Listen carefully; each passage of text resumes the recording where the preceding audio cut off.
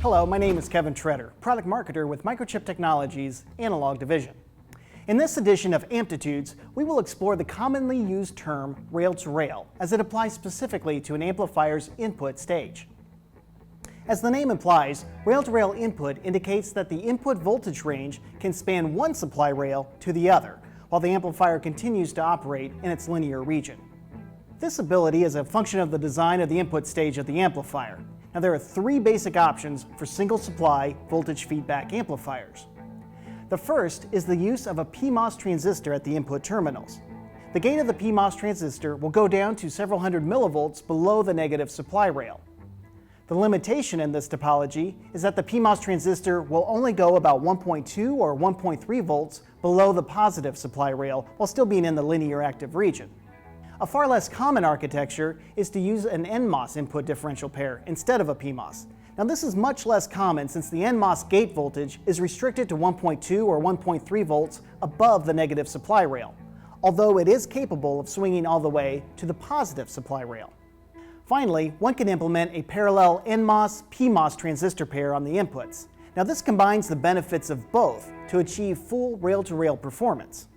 At low input voltage levels, the PMOS transistor is fully on. When the input voltage is toward the positive supply rail, the NMOS transistor is active. When the input voltage is in between, both stages are active to some degree. One compromise that exists when using an NMOS-PMOS parallel input is crossover distortion. Now, in this context, crossover distortion occurs when the input voltage changes from one transistor region to the other.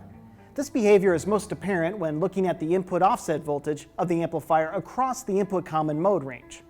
This graph illustrates the MCP 6441 low-power amplifier that supports rail-to-rail input implementing an NMOS-PMOS parallel input structure. As you can see, the input stage changes from the PMOS input pair to both PMOS-NMOS input pairs around half a volt above the negative supply rail. The input stage changes again from both pairs being active to the NMOS only, about half a volt to a volt below the positive supply rail.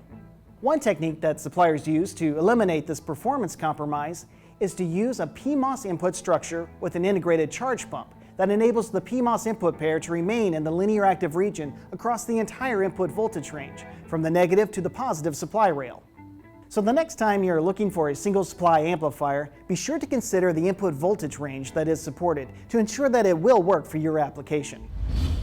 Thank you for joining me for this edition of Amplitudes. For more information, please visit www.microchip.com/linear. I'll see you next time.